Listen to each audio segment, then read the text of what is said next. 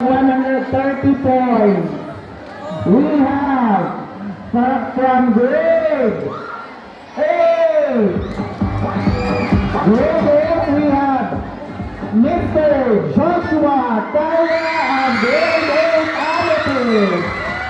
Congratulations.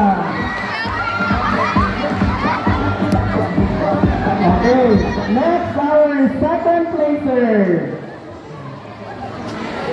105 out of 130 points. We have from grade 10.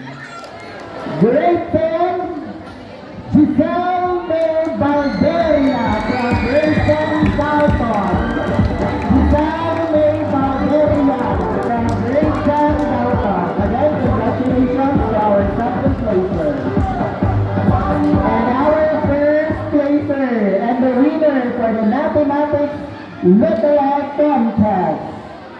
Out of 130 points, we have 110 points. And he is from grade 7.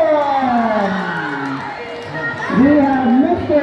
Logan Tyler Bogart. Congratulations. Again, to our winner, you will receive your prize during the culmination of the Science and Math Month.